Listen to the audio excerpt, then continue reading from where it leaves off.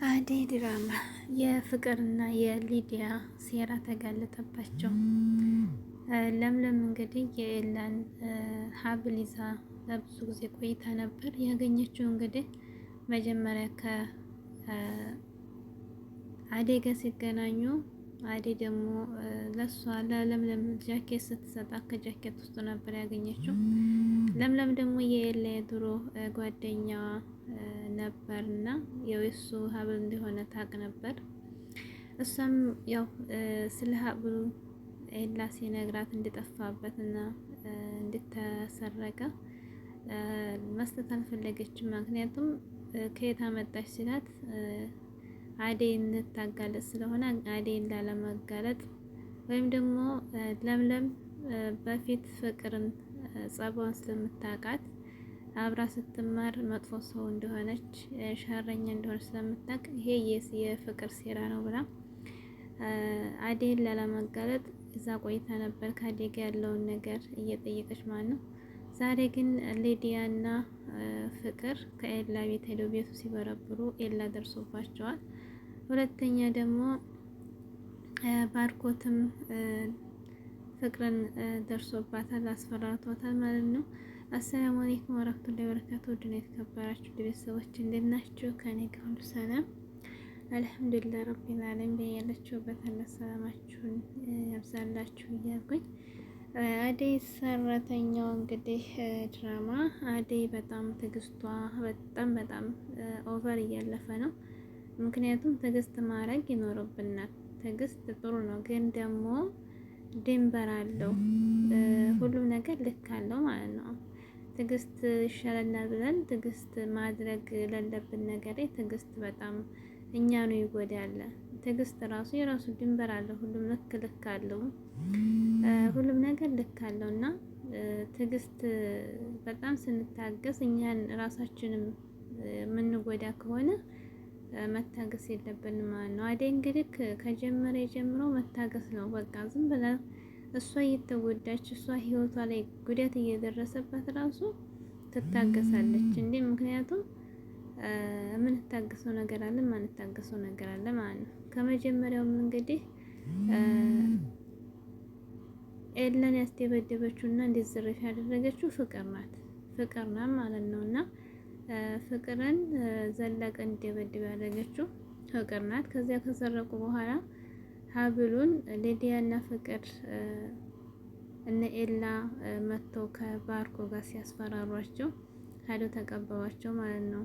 ሄዶ ተቀበለው። ከዛ ምንድነው ያደረገችው?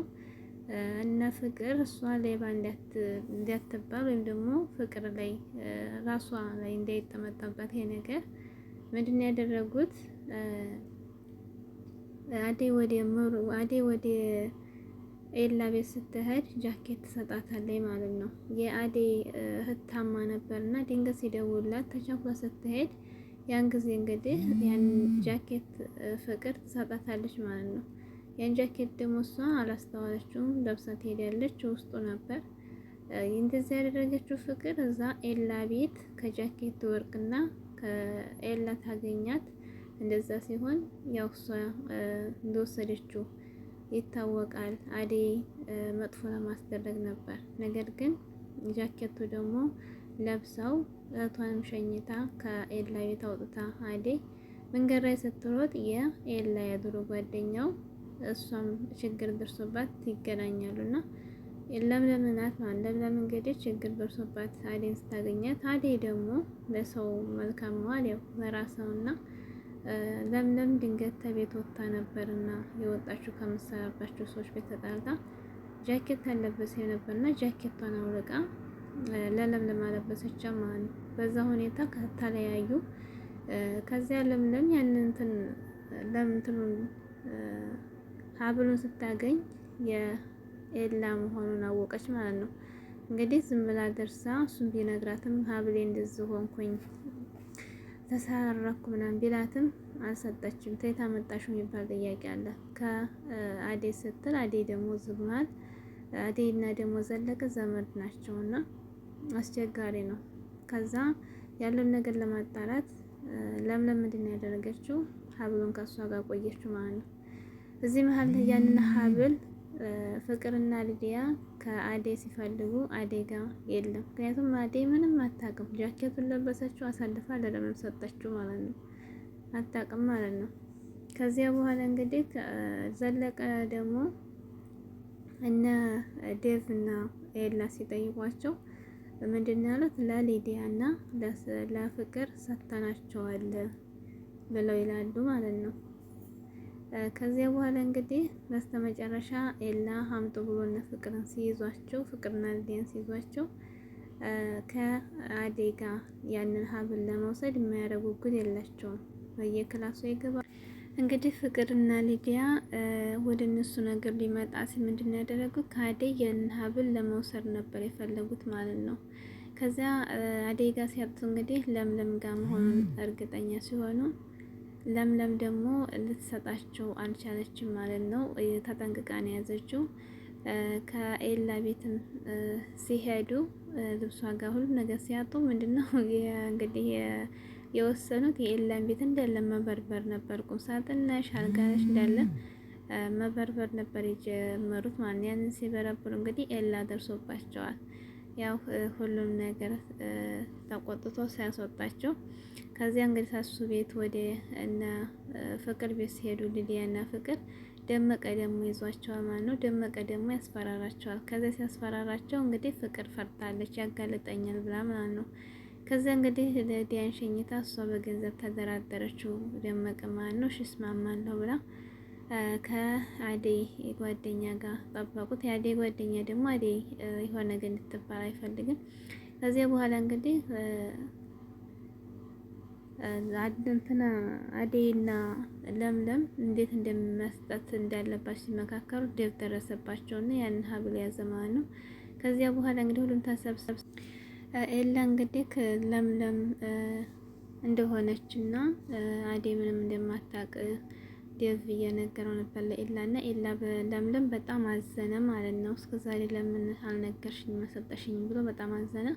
ከዛ ወደ ቤት ወደ ሊዲያ ተከትለ ሄደ። እንግዲህ ለምለምን እንትን እያለች እሷ ለመግባት ፈለገች ማለት ነው። ከዚያ በኋላ ለምለም ስትሄድ ቀጥታ ሊዲያ ማስወጣቻት። አይንሽ እንደ አይን እንደሽ ብሎ ደግሞ ኤላም ለምለምን ባልሰራችው ነገር አስወጣት ማለት ነው። ቀጥታ መታ ለባርኮት እንግዲህ እንደዛ እንዳደረጋት ስትነግረው ሊዲያም እንዲያስወጣቻት ዴቭም ተቆጣ ማለት ነው። ያው ባርኮት አስታርቃቸዋለሁ ብሎ ወደ ኤላ ቤት ሄደ ማለት ነው። ኤላ ቤት ሲሄድ ግን ሊዲያ ነበረች። ኤላ ደግሞ ሊዲያን አይወዳትም፣ አይፈልጋትም። ከቤት አስወጣት። እንግዲህ እንትና ባርኮት ደግሞ እያስፈራራት ነበር። ሁለተኛ እንዲህ ያለ ነገር ብትሰሪ እያለን ነበር። ግን ያው ባርኮት ሄዶ ለኤላ ሲያስረዳው ኤላ በጣም ነው እንትና የደነገጠው ማለት ነው። ያለውን ነገር እንዴት እንደ ድራማ እንደሰሩ ሊዲያ እና ፍቅር ማለት ነው። አደይና ለምለም ምንም ነገር እጃቸውን እንደሌለባቸው ሲያቅ ለምለምን እንዴት አይኑ እንደሚያይና በጣም ተጨነቀ ማለት ነው። ያው እንግዲህ ይዞ መጥቶ ከለምለም ጋር አስታረቀው ማለት ነው።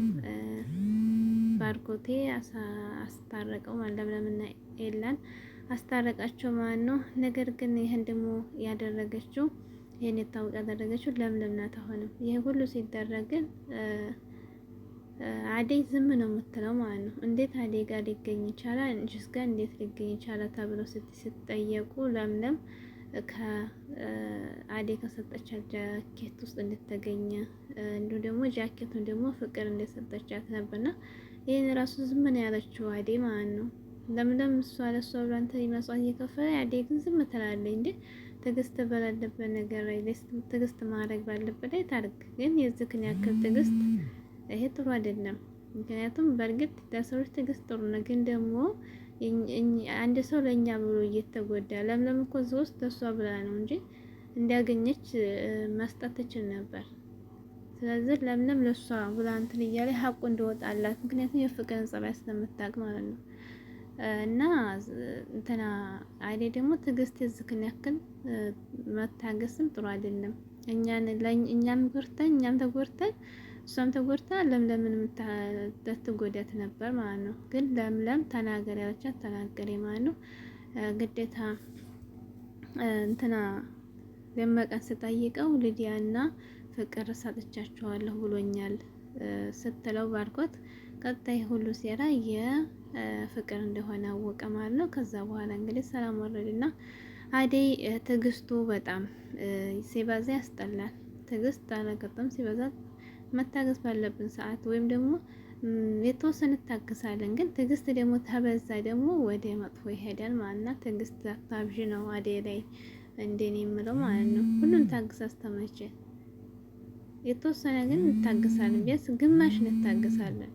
ግማሽ ትታገስ፣ ግማሹን ደግሞ ይጎዳናል ማለት ነው። በጣም አብዝተዋለች። እንግዲህ በስተመጨረሻ ምንድን ያደረገችው ፍቅር አሁንም እንዳታጋልጥ እሷ የፍቅር እንግዲህ ሴሯ እንዳይጋለጥ አሁንም ምንድን ነው አሁንም ደግሞ ዘለቀን በገንዘብ ገዝታ አምጥተዋለች ማለት ነው። ሲመጣ እንግዲህ ምን ለማለት አላውቅም። አደይን እውነት አሳልፎ ሊሰጣን ነው ወላ ፍቅርን ሴራ ከመጀመሪያው እስከ መጨረሻው ያስረዳቸው ነው። ብር ተቀብሏታል፣ ግን ምን እንደሚያደርግ ቪዲዮ ላይ አውጥቷል። ግን አደይን ማን ነው አደይን አሳልፈው ከሰጣት ዘለቀ ደግሞ በጣም ያስጠላል ማለት ነው። ለምለምና አደይን አሁን አሳልፈው ከሰጣቸው ገንዘብ ተቀብሎታል ፍቅር ማለት ነው። ብቻ ከባድ ነው። ሀቅ አንድ ቀን ይወጣል። ግን አደይ ትዕግስቱ በዝቷል። ትዕግስት ሲበዛ